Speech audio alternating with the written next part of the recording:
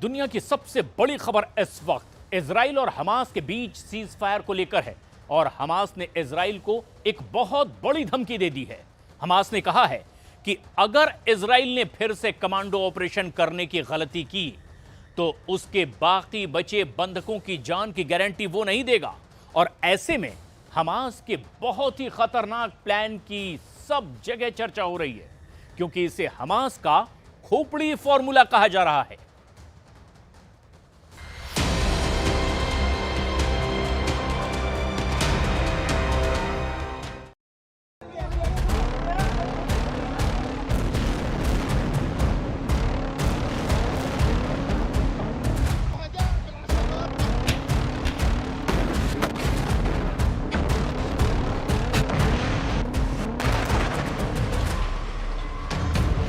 ये युद्ध कब रुकेगा?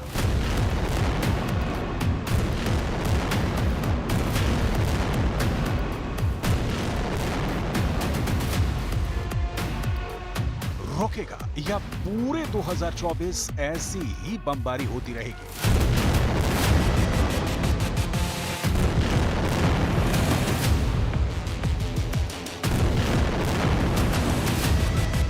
गाजा की सड़कें खून से लाल होती रहेंगी। इजरायल को कैसे रोकेगा हमास? हमास की एक धमकी ने इजरायल को डरा दिया है। इजरायल को रोकने के लिए हमास ने निकाल लिया है खोपड़ी फॉर्मूला। हमास का खोपड़ी फॉर्मूला सुनकर दहशत में है नेतन्याहू, परेशान हो गए हैं जो बाइडन। खोपड़ी फॉर्मूला यानी एक गोली एक मर्डर।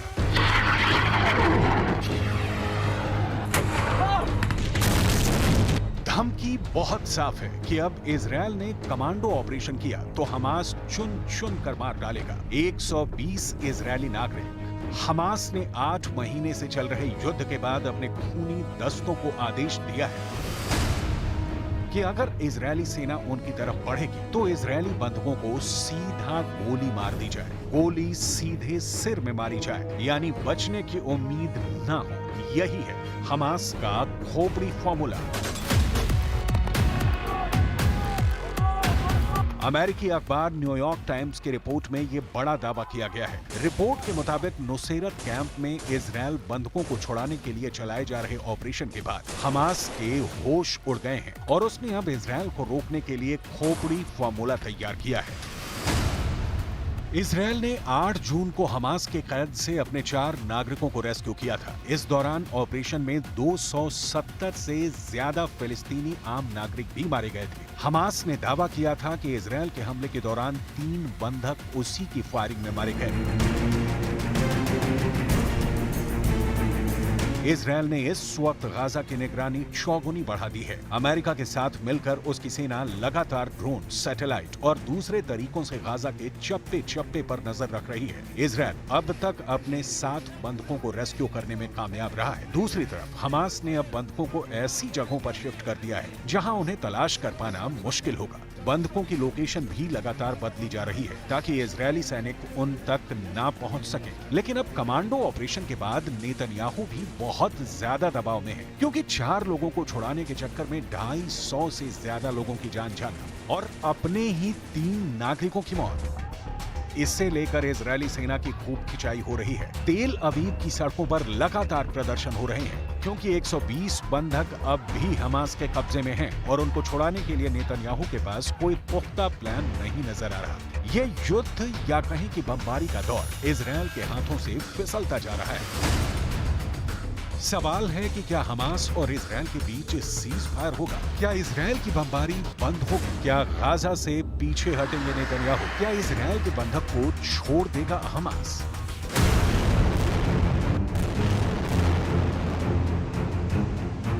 हाल के दिनों में अमेरिका के सीज फायर वाले ऑफर पर बातचीत तेज हुई थी, लेकिन अब हमास के तीखे रुख के बाद ये बातचीत बीच में अटक गई है। इजरायल के कमांडो ऑपरेशन के बाद हमास कोई चांस नहीं लेना चाहता। हमास ने साफ कह दिया है कि इजरायल अगर बाकी बचे 120 बंधकों की रिहाई चाहता है तो उसे पीछे हटना होगा और एक कदम भी आगे बढ़ाया तो अपना खोपड़ी फॉर्मूला लागू कर देगा। हमास की शर्तें इजरायल को परेशान कर सकती हैं।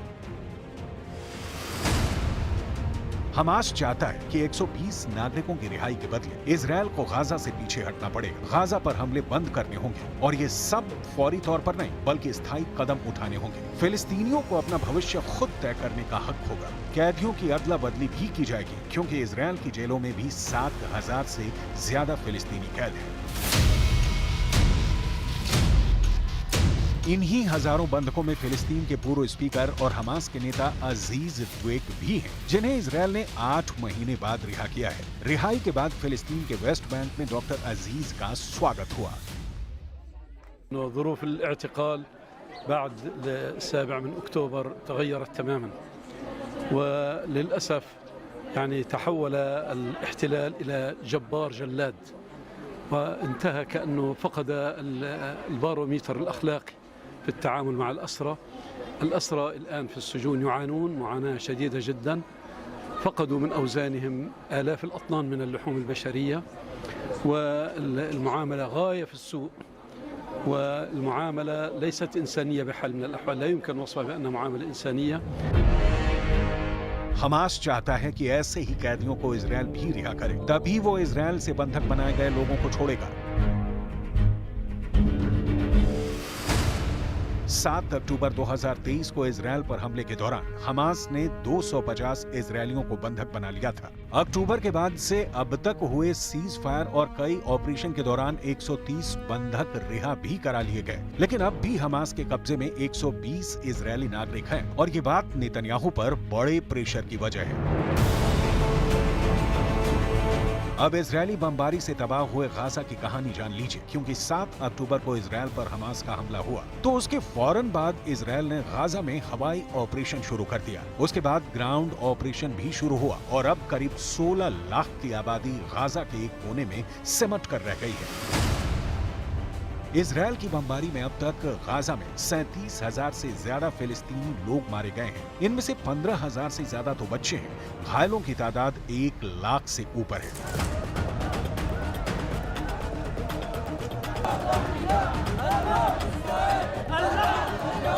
ये ऐसे आंकड़े हैं जिसे लेकर अब पूरे अरब वर्ल्ड में गुस्सा है। यमन की राजधानी सना में इजरायल के खिलाफ प्रदर्शन देखिए। हजारों लोग सना शहर में सड़कों पर उतरे और यहाँ इजरायल के खिलाफ बढ़ चढ़कर नारेबाजी हुई।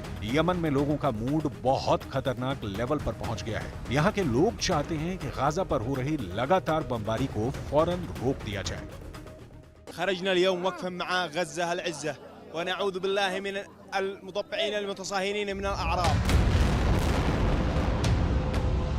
यमन की हूथी सरकार को ईरान का पूरा समर्थन है। गाजा में हो रही तबाही को देखते हुए यमन गुस्से से उबल रहा है और ये बात अमेरिका और यूरोप के कई देशों को परेशान कर रही है। आदेन की खाड़ी और लाल सागर में इजरायली जहाजों का गुजरना मुश्किल हो गया है।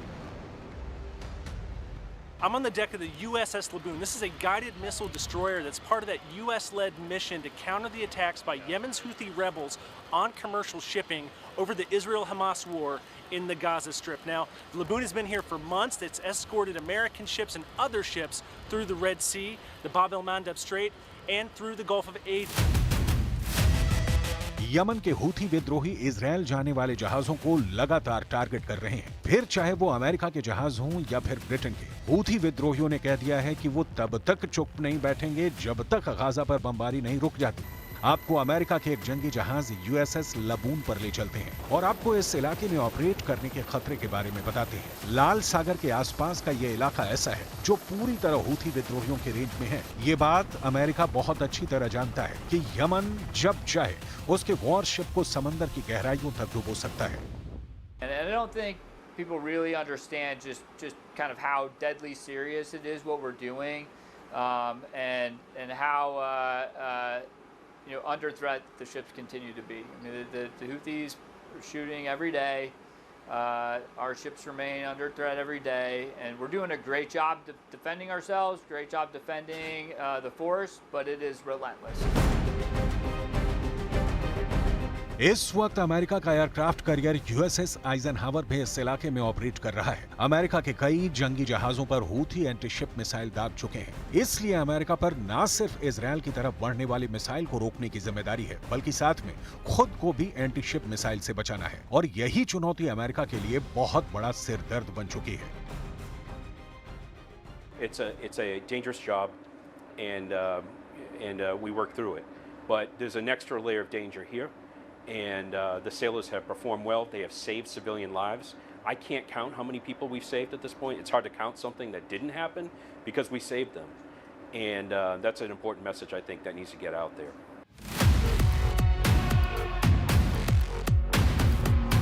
जब पूरी दुनिया का फोकस गाजा पर बना हुआ है, तब यमन के आसपास समंदर युद्ध से खोल रहा है। यहाँ रेड सी की मिस्ट्री के पीछे मास्टरमाइंड कोई भी हो, इसका सबसे खतरनाक मकसद बाइडन और नेतन्याहू को साफ साफ नजर आ रहा है। बाइडन को लाल सागर में तूफान नजर आ रहा है, तो नेतन्याहू को लग रहा है कि उन्हें गाजा और लेबनान के बाद तीसरे युद्ध में फंसाने की साजिश शुरू हो गई है। रेड सी की मिस्ट्री अब गाजा में चल रही बमबारी का बहुत बड़ा बदला कही जा रही है।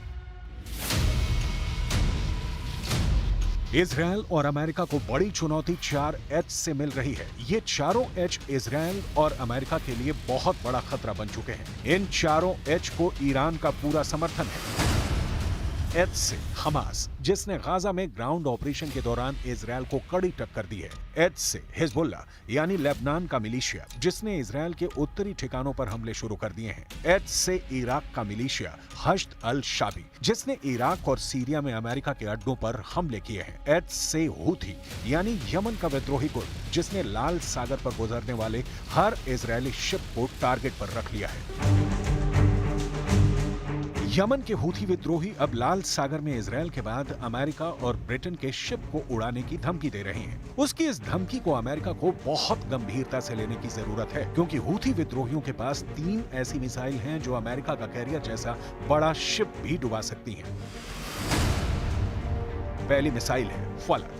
इस मिसाइल में ईरान से मिली हुई गाइडेंस किट लगी हुई है। इसकी रेंज है 140 किलोमीटर। दूसरी मिसाइल है तनकील। इस मिसाइल को ईरान की राद 500 मिसाइल की कॉपी कहा जाता है। इसकी रेंज है 500 किलोमीटर। तीसरी मिसाइल सबसे खतरनाक, नाम है आसिफ। ये ईरान की मिसाइल फतेह 313 का ही वर्जन कही जाती है। रेंज है 500 kilometre. We currently have pretty high confidence that not only is Iran providing financial support, but they're providing intelligence support as well. And then finally, the one that gets most of the news is the kinetic support that they provide, the weapons.